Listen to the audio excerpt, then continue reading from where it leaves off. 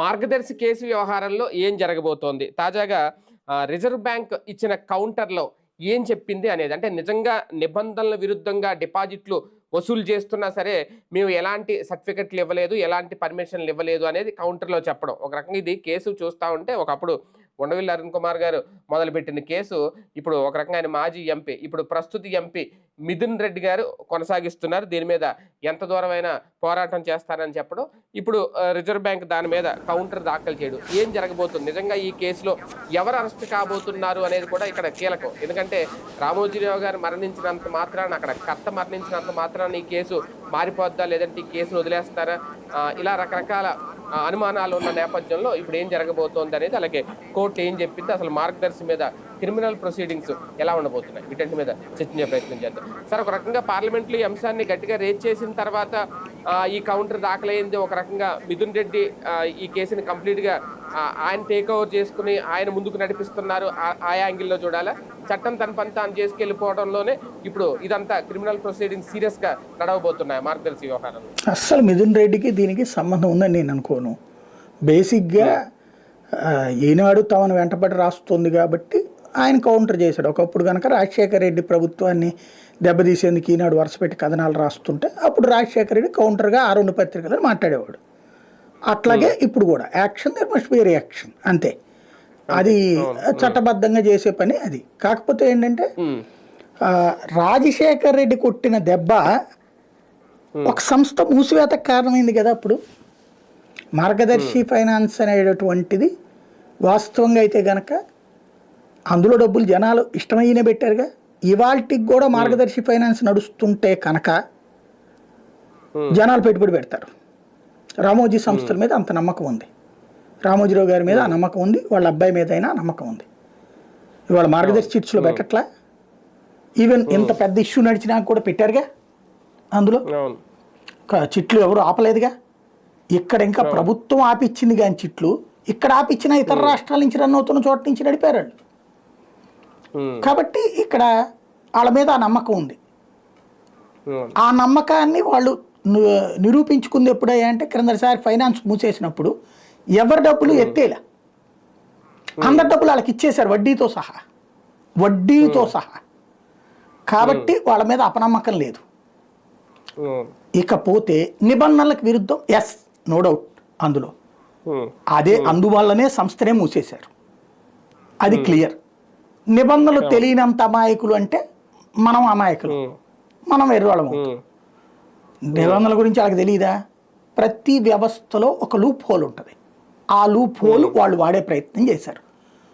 సరే, వ్యవస్థ ఎంత పెద్ద వ్యవస్థ ఉంది కాబట్టి మీడియా వ్యవస్థ, ఆ భయం మూలంగా ఏ అధికారి జోక్యం చేసుకోవాలి. మీరు ఒక చీటీ పాటకి సంబంధించిన డబ్బులు ఒక చిట్ ఫండ్ సంస్థ, చిన్న చిట్ ఫండ్ సంస్థ ఏదన్నా కనుక అంటే చిట్స్లో ఆ కన్సర్న్ అమౌంట్లో మేజర్ అమౌంట్ ఒక బ్యాంక్ అకౌంట్ తీయాలి ఆ చిట్ నెంబర్తో. ఇప్పుడు చిట్లు ఎట్లా వేస్తారంటే ఓ సంస్థలో 1102, 1103, 1104 ఇట్లా చిట్కు ఒక నెంబర్ పెట్టుకుంటారు, లేదేదో పేరు పెట్టుకుంటారు. ఆ చిట్టు ఎంత అంటారో ఆ అమౌంట్ ఏదైతే వస్తుందో ఆ అకౌంట్లోనే వేస్తారు అక్కడ. ఇది రూలు. ఒకసారి వేయలేదు ఈ డబ్బులు అని తేలింది అనుకోండి, వెంటనే నోటీసులు ఇస్తారు, ఏడిపిస్తారు వాళ్ళని. అదే పెద్ద సంస్థలు అయితే వాళ్ళ జోలికి పోరు. వాళ్ళు ఇచ్చే రిపోర్ట్ని అక్కడ పక్కన పెట్టేసుకుని కూర్చుంటారు. దానికి సాక్ష్యం ఇది. ఇప్పుడు ఇక్కడ ఏంటయ్యా అంటే తప్ప ఒప్ప సింపుల్. ఇందులో ఫైనాన్స్ అనే కంపెనీనే పెట్టకూడదు అని ఉందా? లేదు, పెట్టచ్చు. నిబంధనల ప్రకారం ఫైనాన్స్ కంపెనీ పెడితే వీళ్ళు తట్టుకోలేరు, వీళ్ళకి ప్రయోజనం లేదు. ఎందుకని? నిబంధనల ప్రకారం ఫైనాన్స్ కంపెనీ పెడితే నువ్వు ఎవరికి అప్పిచ్చావు అంటే నువ్వు ఎవరి దగ్గర నుంచి తీసుకున్నావు డబ్బులు, ఎంత వడ్డీకి తీసుకున్నావు, వడ్డీ రిజర్వ్ బ్యాంక్ రూల్స్ ప్రకారం వడ్డీ ఉంటుంది అక్కడ. ఎంత పడితే అంత ఇవ్వడానికి వీల్లేదు. ఈ డబ్బులని త్రూ సిస్టమేటిక్ అకౌంట్ ద్వారానే ఇంకొకరికి ఇవ్వాలి. అంటే ఫర్ ఎగ్జాంపుల్ శేఖర్ దగ్గర డబ్బులు ₹1,00,000 శేఖర్ పెడితే శేఖర్ దగ్గర తీసుకున్న డబ్బుల్లో నుంచి సాయికి ఇవ్వాలి అన్నప్పుడు రూలే ఇది. ఇందులో మీకు ఎంత వడ్డీ ఇస్తారు? 30 వడ్డీ ఇస్తే నా దగ్గర ₹1 వడ్డీ తీసుకుంటాం అనేటటువంటిది ఫైనాన్స్ సిస్టంలో జరిగేటటువంటిది. అంతే ఆ, బిజినెస్. ఇది యాక్సెప్టబుల్, చట్టబద్ధమైన ధర్మబద్ధమైన వడ్డీ. అంతే. ఈ డబ్బులు డైవర్ట్ చేయకూడదు వీళ్ళు. ఫైనాన్స్ లో డబ్బులు అంటే వేరే వేరే వ్యాపారాలకు వ్యాపారాలకు డైవర్ట్ చేయకూడదు. ఎవరికి ఇచ్చారో, ఎవరి దగ్గర తీసుకున్నారో తెలియాలి, ఎవరికి ఇచ్చారో తెలియాలి. అలా అయితే రామోజీరావు గారే నడిపిన, లేదా ఆ సంస్థ వాళ్ళందరూ కలిసి వాళ్ళ విశ్వసనీయత పెట్టుబడి పెట్టిన 10% నుంచి 15% మంది కూడా రేపు పొద్దున అప్పులు తీసుకోరు, డిపాజిట్లు చేస్తారు. ఎందుకంటే మన దగ్గర చూస్తుంటాం, దాన్ని ఏమంటారు, ఏది వడ్డీ ₹2 వడ్డీ వస్తుందంటే, ₹5 వడ్డీ వస్తుందంటే ఆశపడి డబ్బులు డిపాజిట్లు చేసే మధ్యతరగతి ఉంది కదా. ఈవెన్ కోఆపరేటివ్ బ్యాంకులోనైనా పెడతారు, ఎందుకో ₹1% వడ్డీ వస్తుందని. అట్లా ఉంటుంది. కాబట్టి డబ్బులు పెట్టేవాళ్ళు దొరుకుతారు వీళ్ళకి, కానీ తీసుకునేవాడు దొరకడు. ఎందుకని? చట్టబద్ధంగా తీసుకుంటే దొరికిపోతారు అవతల వాళ్ళు. కాబట్టి అక్కడ దొరకడం కష్టం అవుతుంది. ఇక్కడ వీళ్ళ మీద ఉన్న అభియోగం ఏంటి?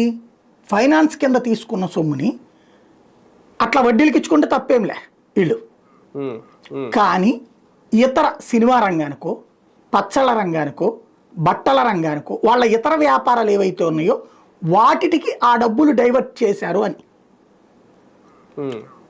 మామూలుగా అయితే మనలాంటి ఒక సగటు మధ్యతరగతి వాడి ఫీలింగ్ అయితే తప్పేంటి, చక్కగా వాటి మంచిగానే వాడారుగా, ఆ బిజినెస్లన్నీ కూడా బాగున్నాయి కదా, వాళ్ళ హోటల్ బిజినెస్ ఇవన్నీ కూడా ఉన్నాయి కదా, రామోజీ ఫిలిం సిటీ ఉంది, వాటిని కన్వర్ట్ చేసుకుంటే ఆ డబ్బులు వాళ్ళు తీసుకుంటే తప్పేంటి అనినే అంటాం. ఎవరైనా మనం ఎవరికి పెట్టుకుంటే ఏందా, వాళ్ళ వ్యాపారాల్లోకి వేరే దాంట్లో పెట్టుకున్నాను, నా డబ్బులు నాకు వచ్చినాయా లేదా అనేది నాకు లెక్క. కాబట్టినే ఇక్కడ పబ్లిక్ ఎవరు ఇన్వాల్వ్ కాల, పెద్దగా సీరియస్గా స్పందించలేదు. ఎందుకంటే వాళ్ళ డబ్బులు వాళ్ళకి వచ్చేస్తున్నాయి. అదే సమయంలో అవతల ఉన్నటువంటి వాళ్ళ వ్యాపారాలు వాళ్ళకి బాగున్నాయి. ఈ డబ్బులు మామూలుగా అయితే కనుక బ్యాంకులో అప్పులు తీసుకునే ఏ వ్యాపారాలన్నీ చేయాలంటే గిలగల్లాడాలి. ఇంకోటి వీళ్ళు సినిమాలకు ఫైనాన్స్ ఇచ్చారన్నది కూడా ఇక్కడ కీ పాయింట్. అది చట్టబద్ధంగా ఫైనాన్స్ ఇస్తే వడ్డీ ఎంత? ₹30 మించి తీసుకోవడానికి వీల్లేదు, హయ్యెస్ట్ వడ్డీ. కానీ ఇక్కడ అంతకంటే భారీ ఎత్తున వసూలు చేశారన్నటువంటిది ఒక అభియోగం. దానికి ఇక్కడ వీళ్ళు ఏమైనా చూపించుతారా రిజర్వ్ బ్యాంక్కి? చట్టబద్ధంగా అయితే చూపించాలి, ఎందులో పెట్టారు దాంట్లో అన్నటువంటి లేదు కదా. వాస్తవంగా దీని లింక్డ్ దర్యాప్తే జరగల. దర్యాప్తు జరగాల్సింది ఏంటి?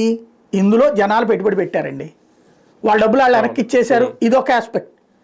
కానీ అసలు పాయింట్ ఏంటి? ఈ డబ్బులు ఏ వాటిట్లలోకి పెట్టుబడులు మళ్లించారు, ఆయా వ్యాపారాల్లో చూపించారా లేదా? చూపించలేదంటే క్రైమే కదా ఆ వ్యాపారాలన్నీ కూడా. ఇప్పుడు మనం ఒక వ్యాపారం పెట్టామంటే మన దగ్గరికి అందులో పెట్టుబడి ఏంటి, ఎక్కడి నుంచి వచ్చింది, ఇది అధికారికంగా చూపించాలి వ్యవస్థలకి. అలా చూపించారా లేదా? ఇదంతా దర్యాప్తు ఎవడు చేశాడు అసలు? ఆ స్థాయి ముందు అన్ని వ్యవస్థలు చిన్నబోయి నుంచున్నాయి, చేతులు కట్టుకుని నుంచున్నాయి. అవతలన్నోడు కూడా అలాంటి ఒక పవర్ అనే అస్త్రంతో కొట్టాడు కాబట్టి మాత్రమే, అది కూడా మొండిగా నిలబడ్డాడు కాబట్టి మాత్రమే ఈ కొంచెం అడుగు కదిలింది, అంతే తప్పించి ఇదేమి మొత్తం ఏం సెట్ అయిపోయిందని కాదు. ఇప్పుడు కూడా ఎవరిని అరెస్ట్ చేయరు నాకున్న అవగాహన మేరకు, ఎందుకంటే ఆయన చనిపోయారు కదా, ఇంకేం చేయరు. అయితే ఇప్పుడు ఇందులో డబ్బులు అయ్యో కొంతమంది తీసుకోరా, 5 కోట్ల 50 కోట్ల అంత అమౌంట్ ఉంది, వీళ్ళందరికీ రెట్టిచ్చేశారు కదా, తీసుకోవాలా, దాన్ని ఒక కార్పస్ ఫండ్ కింద అట్లా పెట్టి ఉంచారు. ఆ డబ్బుల్ని రిజర్వ్ బ్యాంక్ స్వాధీనం చేసుకోవడం ఏదో చేస్తుంది, చేయమనో కోర్టు ఆదేశించవచ్చు మేబీ. అదే సందర్భంలో పెనాల్టీలు వేస్తారు వీటికి, ఎందుకు? అసలు అక్యూజ్డ్ ఇదైపోయారు కాబట్టి, నిబంధనలకు విరుద్ధంగా పెట్టాయని చనిపోయారు కాబట్టి. ఇప్పుడు ఉన్నటువంటి వాళ్ళు నాకు సంబంధం లేదంటారు, లేదు సంస్థ బాధ్యత అంటారు, సంస్థ జవాబుదారిని అంటారు. సంస్థే లేదు కదా ఇక జవాబుదారి వహించడానికి. అయితే ఈ సంస్థకు మూలమైన హిందూ అవిభాజ్య వ్యవస్థ కంటిన్యూ అవుతుంది కదంటే ఏం చేస్తారు? అందులో పెనాల్టీ వేయగలుగుతారు, అంత మించి ఏం చేయరు. అంటే ఒక్కొక్క రకం ఒకటి. ఇప్పుడు సహారా అయిన దేంట్లో ఏం చేశారు? మామూలుగా ఆయన కూర్చోబెట్టి మొత్తం కట్టమన్నారు, కట్టలేకపోయాడు, ఆ తర్వాత ఏం జరిగిందో చూసాం. వీళ్ళకి ఆ ప్రాబ్లం లేదు. సహారా ఆయన ఏంటంటే కట్టేయాలనుకున్నప్పుడు ఆయన సంస్థలు, ఆయన ఆస్తులు వేలం వేద్దామంటే కొనేవాడు దొరకలా. ఎందుకు? తనకు ఒక అండలేదు, సామాజిక వర్గమో లేకపోతే వ్యవస్థ. అదే వాళ్ళు వీళ్ళని కట్టమంటే కట్టిపడేస్తారు. ఇప్పుడు పెనాల్టీ ఏమన్నారు అనుకోండి, డబ్బులు కట్టిపడేస్తారు వాళ్ళు, పెద్ద ప్రాబ్లం ఏం కాదు. అవును. ఒకవేళ డబ్బులు లేవంటే కనుక ఇచ్చేందుకు బోల్డ్ అంతమంది ఉంటారు వీళ్ళకి. కాబట్టి ఏమీ కాదు. వాళ్ళ భాషలో చెప్పాలంటే, జగన్ భాషలో చెప్పాలంటే వాళ్ళ ఇంటర్వ్యూ కూడా బేకలేరు. అవును. కానీ ఒక రకంగా నేరం అంగీకరించినట్టు అవుతుందా రేపొద్దున్న? అంటే ఇటువంటి తీర్పు ఏమన్నా వస్తే ఇంకా, అంటే ఆయన లేరు కాబట్టి, రామోజీరావు గారు లేరు కాబట్టి ఎవరి మీద చర్యలు తీసుకోలేవు అంటే, ఒకవేళ ఉంటే తీసుకుంటారు అని అర్థమా? అంతే కదా, ఉంటే తీసుకుని ఉండేవాళ్ళు. వాళ్ళు అంగీకరించేది ఏంది, వాళ్ళు అంగీకరించేది ఏంది? వాళ్ళు తప్పు చేశారని బ్యాంక్ చెప్పేసింది అక్కడ, రిజర్వ్ బ్యాంక్. నేను మొదటే చెప్పాను, అసలు ఎక్కడ ఎందుకు, ఆయనే ఒప్పుకున్నాడు కదా. సంస్థ మూసేశాడంటే తప్పు చేశానని ఒప్పుకున్నట్టే కదా. మార్గదర్శి ఫైనాన్స్ మూసేశాడంటేనే తప్పు చేశానని ఒప్పుకున్నట్టే కదా. అదేమంటే దానికి ఒక కథలు లేరు, ఏదో వేధింపులు తట్టుకోలేక అని చెప్పేసి. వేధింపులు తట్టుకోలేక ఈనాడు మూసేయలేదే, ఈటీవీ మూసేయలేదే, లేకపోతే ప్రియాపచ్చలు మూసేయలేదే, మార్గదర్శి ఫైనాన్స్ మూసేయలేదే, లేకపోతే అలాగే కళామందిర్ ఏదో ఉంది కదా, కళాంజలిను, అదేం చేయలేదు కదా. అవన్నీ నడుస్తున్నాయి కదా. రామోజీ ఫిలిం సిటీ ఏం మూసేయలేదు కదా. ఇదొక్కటే ఎందుకు మూసేశారు? ఇది రూల్స్కి విరుద్ధంగా ఉందని వాళ్ళే ఒప్పుకున్నారు అక్కడే. It's enough. ఆ రోజున రామోజీరావు ఒప్పుకోబట్టినే మూసేశారు. ఇప్పుడు రిజర్వ్ బ్యాంక్ అవును అది తప్పు అని తేల్చింది. మధ్యలో తేడాల్లా కోర్టులో వచ్చిన తీర్పు. అసలు దాని మీద విచారణే జరపకుండా వాళ్ళ డబ్బులు వాళ్ళు వెనక్కి ఇచ్చేశారు కదా, ఇంకెందుకు లేని కేసు క్లోజ్ చేయడం.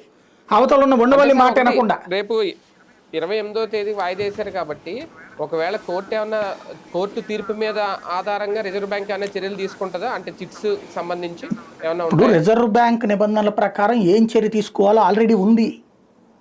ఎంతకాలం తీసుకోవాలి వాళ్ళు? అవును. ఎందుకని? అదే ఇంకొకటి మీద అయితే చర్య తీసుకుంటారు కదా.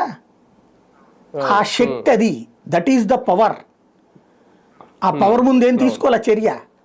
ఇప్పుడు కోర్టును అడ్డం పెట్టి, అంటే భయపడ్డారు అధికారులు, రిజర్వ్ బ్యాంక్ అధికారులు. ఇప్పుడు అఫిడవిట్ విషయంలో తప్పలేదు, రూల్స్ రాసి ఇవ్వాలి అక్కడ, అంతే రాసి ఇచ్చారు. కాబట్టి నెక్స్ట్ ఏం జరుగుతుంది, కోర్టు ఆదేశిస్తుంది. మరి ఏం చేస్తావని అడిగింది అనుకోండి రేపు పొద్దున.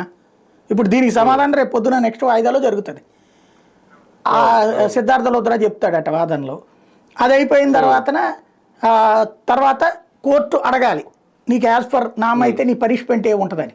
వీళ్ళు అది పెనాల్టీ అని చెప్తారా, లేకపోతే సోన్స్ యాక్ట్ ప్రకారం శిక్ష అంటారా? క్రిమినల్ ప్రొసీడింగ్స్ అంటే అదే రెండు రకాలు ఉంటుంది. క్రిమినల్ ప్రొసీడింగ్స్ లో పెనాల్టీ ఉంటుంది, పనిష్మెంట్ ఉంటుంది. అంటే వ్యక్తి మీద చర్యలు, అదే రెండు రకాలు ఉంటాయి. అందులో దీన్ని ఎలాగ చూస్తారు, వాస్తవంగా ఈ డబ్బులు ఎగ్గొట్టేస్తే జైలు కూడా అంటారు. అవును, డబ్బులు తిరిగి ఇచ్చేశారు కాబట్టి, నిబంధనలకు విరుద్ధంగా వ్యవహరించారు కాబట్టి పెనాల్టీ వరకే అవ్వచ్చు అనుకుంటున్నా నేను. అంతే ఉంటాయి. అంటే నిబంధనలకు విరుద్ధం అంటే ఎక్కడెక్కడో ఎవరో బాధితులు అయితే అన్యాయం, కొంతమంది కంప్లైంట్ చేశారని చెప్పింది రిజర్వ్ బ్యాంక్ ఇప్పుడు తాజాగా అయితే. అది కాబట్టి ఆ ప్రాతిపదికన కోర్టు ఏం తీర్పు చెప్తుంది అనేది కొంత కన్ఫ్యూజన్ ఉంది అక్కడ. కొందరు బాధితులు ఉన్నారు అన్నటువంటి విషయాన్ని రిజర్వ్ బ్యాంక్ చెప్పింది అన్నది సాక్షి రాసింది, మనం చూడలేదు అది. అదే అవును. అయితే బయటకు వచ్చి ఎవరు పోరాటాలు అయ్యి చేయలేదు కాబట్టి ఎవరికి తెలియదు ఒకవేళ నిజంగా ఉన్నారో లేదు. రైట్. చూద్దాం మార్గదర్శి వ్యవహారంలో ఏం జరగబోతోంది. నిజంగా క్రిమినల్ ప్రొసీడింగ్స్ గనక ఆదేశిస్తే, రిజర్వ్ బ్యాంక్ చెప్పినట్టు కోర్టు గనక ఆదేశిస్తే ఏం జరుగుద్ది, ఎలాంటి చర్యలు తీసుకుంటారు, ఎవరిని బాధితులుగా చేస్తారు ఏంటనేది ఇంకా వేచి చూడాల్సి ఉంది.